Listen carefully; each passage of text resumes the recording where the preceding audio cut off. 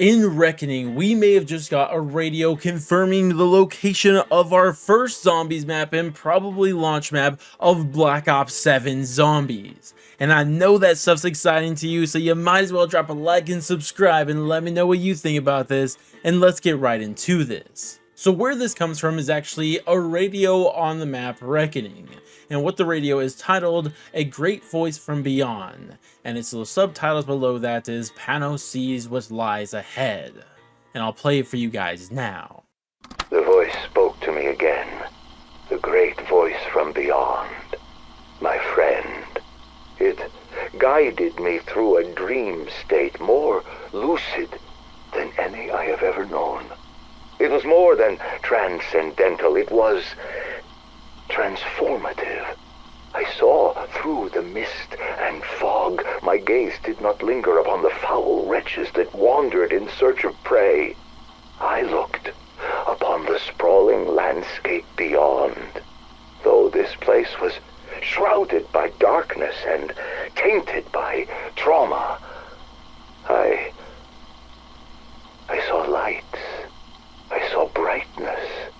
From the fields I glimpsed a farmhouse, a sunken town, rustic and ravaged by age, a cabin overlooking the inky black water of a lake, and a pyramid somehow floating in the distance.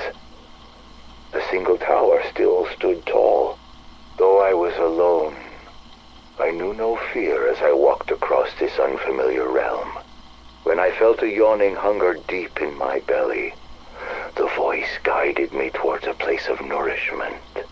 My eyes feasted upon its saturated colors, and my appetite was swiftly sated. My thirst was soon quenched. I knew for sure this was so much more than a mere dream when I read the sign. My friend confidently issued a solemn promise. This land that once was will be restored, as will I. Now I think you guys all know where my head is going with this one, but let's first understand what's happening here. This is Panos, and whoever his benefactor is has brought him to a place that is more than likely the Dark Ether, and he's showing it to him for some reason. But the things he sees there are places that may be familiar to you. He talks about seeing a field, he talks about seeing a farmhouse, a sunken town, a cabin, and even a single tower stood strong. And most importantly, that voice that's talking to Panos says that this is a land that once was and will be restored. And tell me that this field isn't the cornfield from Tranzit, that this farmhouse isn't the farmhouse from Tranzit, this sunken town isn't the town from Tranzit, the cabin isn't the hidden cabin in Tranzit, and the single tower not the Tower of Babel that was used for the Easter egg. And most importantly, with that final line, what happened with Tranzit at the end of the Ether storyline? Well, much like everything else in that old Ether storyline, it was thrown into the Dark Ether, the same general place that Panos is seeing this vision from. And in other words, it seems with Black Ops 7, most likely the launch map, we are going to be seeing a remake of Tranzit, the launch map of Black Ops 2 Zombies.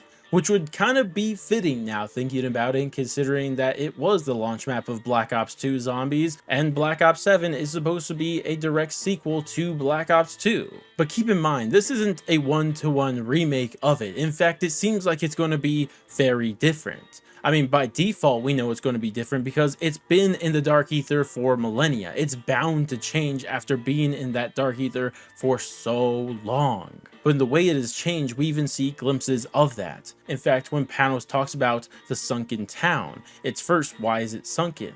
And second, he says it's rustic and ravaged by age, something that we would already expect from the town we've seen, but even more so after it's been in the Dark Ether for so long. Or probably even more significant is the cabin. He just doesn't say he sees a cabin, but instead he sees a cabin overlooking an inky black water of a lake. Now in Tranzit, there was no lake, obviously, especially nothing near that cabin. So this would definitely be a change to all of that, something that wasn't there in the original Transit. But the other question is, why is it inky black water? What does that mean? Is that significant or is it not? But then of course there's the big thing, and that's when he says he sees a pyramid somehow floating. And I mean, when we talk about pyramids and the zombie storyline, there's only one major thing that pops up in our head, and that is none other than the MPD. And for the people who are new to the zombie storyline, this was literally the most significant thing about the zombie storyline for the longest time.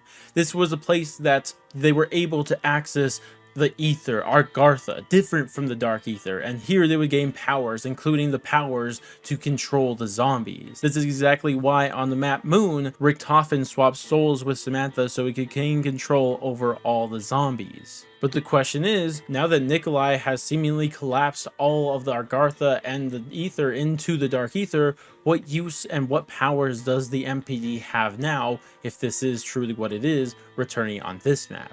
And more importantly, how has it ended up on Transit? Because keep in mind, sure, everything got thrown in the dark ether, but if most of Transit has stuck together, why has only one part of the map Moon found its way over to Transit? That's a humongous question that will have to wait to be answered.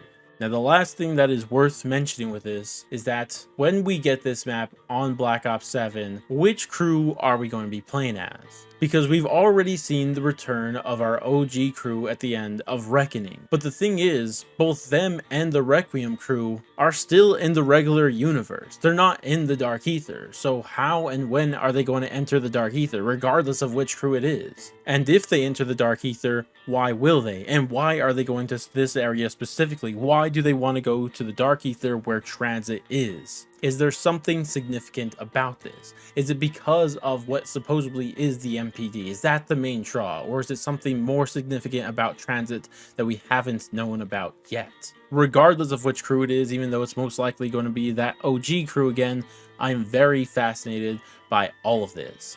And I'd love to hear everyone's thoughts and opinions, and especially theories about why exactly we're going to be returning to Transit in the Dark Ether. And what do you think's going on with that floating pyramid?